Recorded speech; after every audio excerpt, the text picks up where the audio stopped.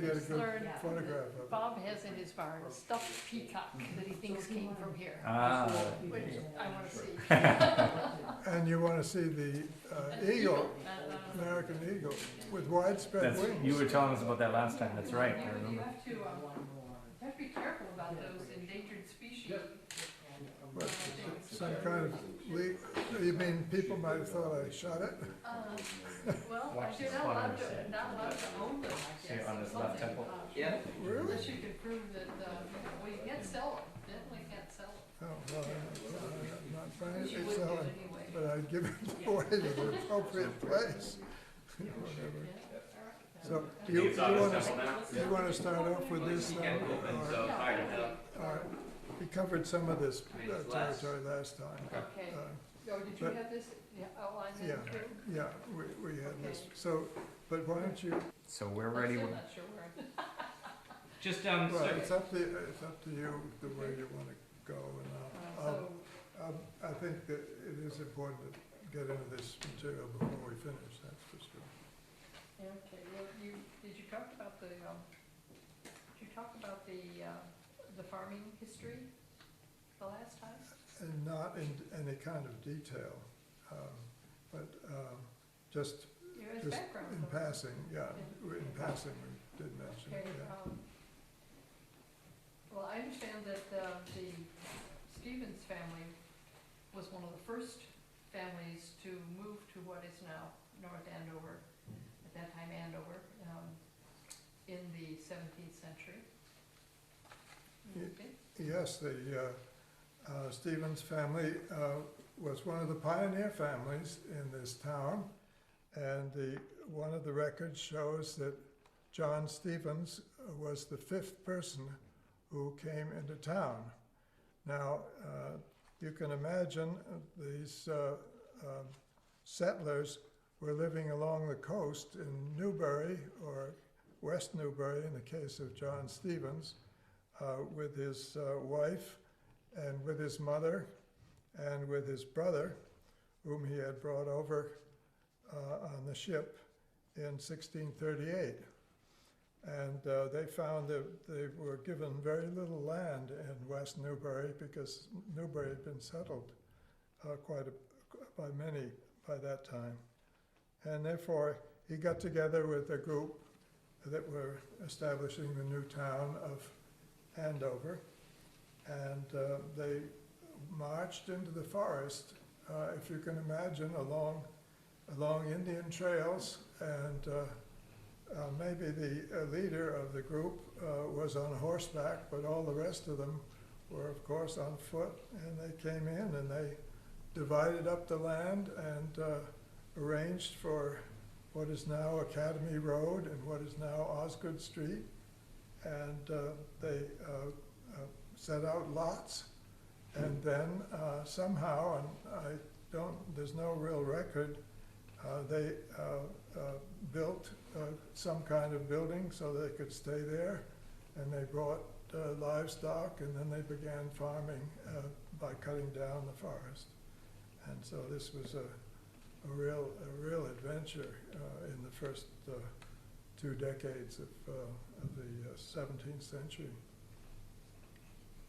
Well, after they had some success in farming, who was the first Stevens who began the mill business? and you can talk right to Marty too. Yeah. You don't have Okay. Well, that's an interesting story. It seems that one Nathaniel Stevens, a son of a farmer in Andover, was put out to a farmer nearby as an apprentice, which was the custom for 3 years, and he was to learn farming from someone else than his father. And after that end of that apprentice period, he wasn't sure, I guess, that he wanted to be a farmer, and so he got a position as a stable boy in a nearby town. And then about 6 months later, he decided to go to sea and see the world. And so he signed on as a regular sailor on a merchant ship, which made trips to England, which made a trip to England, or a number of trips to England and Italy and other ports. And after about 2 years, 3 years, he came back to Andover. And then, fortunately, I think because he had a relative in the little store in the center of Andover, in what's now the old center, he was able to get a job as the clerk in the store for a while. And then it's a fun story. Apparently, well, you must know as background that the Academy, Franklin Academy, which was established in Andover on what is now Academy Road, was the first academy to admit both men and women. And so there happened to be a few ladies, little ladies at the academy who were, of course, living in town in other people's houses in the family. And one of these ladies was from Lowell. And the lady from Lowell had a father who had a small mill on a stream coming into Lowell. And so apparently Nathaniel must have been interested in visiting this lady and perhaps visiting the father to find out what he was doing with his mill. Because I guess Nathaniel knew that there was an old sawmill on Cochichewick Creek, perhaps that wasn't doing much business, and he began to get the idea maybe he could use that mill for a textile business. And so that's what he did. He persuaded his father and neighbors to allow him to work as in a small company, I guess 3 people in the beginning, to try to establish a woolen mill. And that's what he did in 1813. Where was it? It was on Cochichewick Brook, and it was just at the mouth of the river, of the Cochichewick Brook. And it's where, at the edge of what's called Stevens Pond now, it's where the, what is it, the pond condominiums are now. Mill Pond. Mill Pond condominiums are now. So he became successful enough. That's what we did last time, I forgot. Oh, yeah. He became successful enough that his sons joined the company as well. Yes, he became very successful, and by the time he died in 1865, he owned 3 mills, and his sons were helping him run those mills. And then the son who was apparently most obviously the leader among his children was made a partner in the firm. I think it was in 1853, 55, 57. He was Moses D. Stevens, who eventually built this building here, the what we call Osgood Hill, the mansion at Osgood Hill. Maybe we should mention that Captain Nat built a pretty impressive mansion for himself when he made his money. Yes, that's right. Captain Nat lived down by the mill until about 1846, and by that time he decided that he should have a large mansion, as other successful businessmen had, And so he built this mansion on Academy Road. And I have the great fortune of being able to live in that house now. And it's a wonderful Greek Revival, Italianate Greek Revival house, which was a screamingly radical design for North Andover at the time.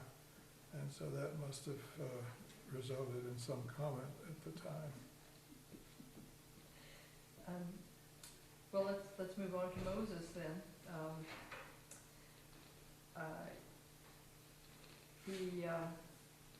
He started college at Dartmouth, but then came back to work with his father in the mill. Yes, apparently he was the most talented of the children.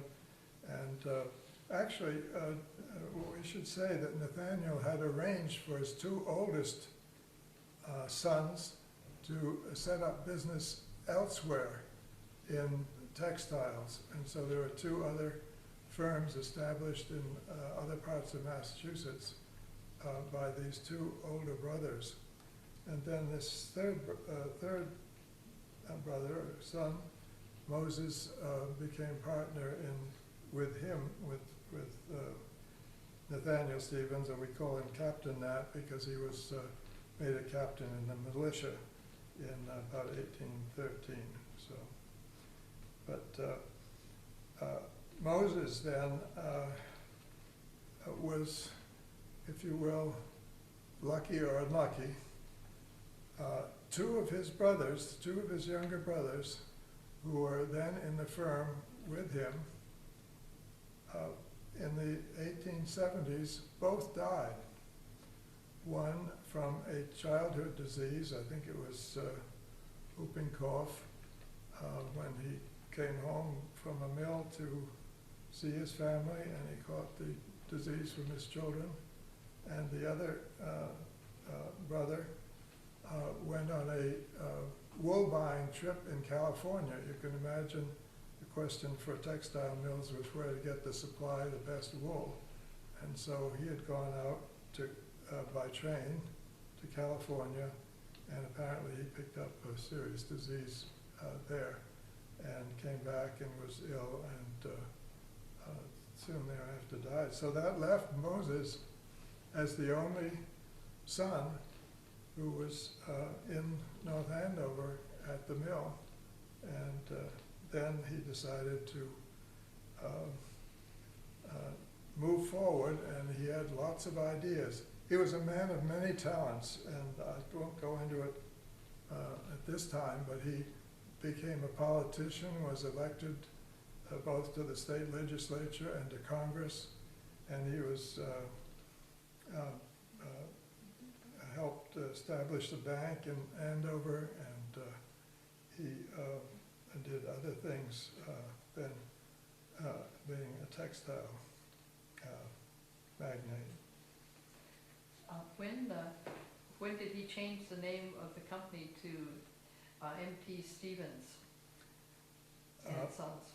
Yes, well, he bought in the middle 70s, 1870s, he bought out the shares of his deceased brothers, and then he changed it to M.D. Stevens from the original Nathaniel Stevens and Sons Company. Come forward.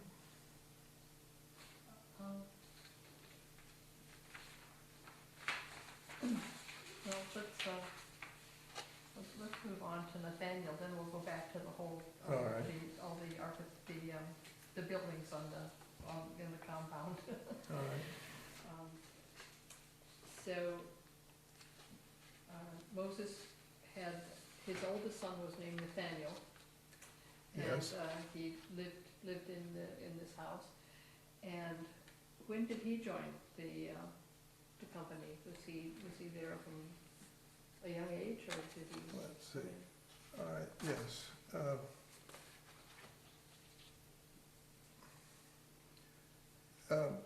Moses' oldest son apparently was his father's helper from a very early time period. He interestingly, he took that. Well, perhaps I better back up. After Moses, after Moses joined his father's firm, Captain Nat's firm, very soon after, he built a rather large house down near the mill on Stevens Street. And so already he was sort of an expansive type of gentleman, and he expected to have a lot of children, I guess, which he did have. So he built this fine house. And then, as soon as he vacated that house,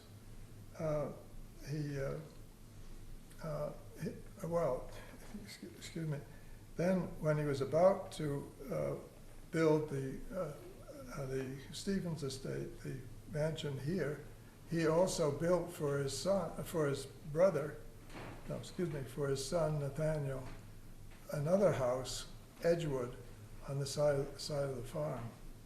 And that was an illustration of the closeness, I guess, and the esteem he had for his son Nathaniel, who helped him throughout the time.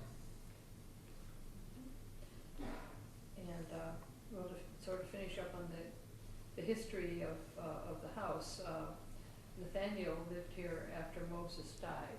Is that correct?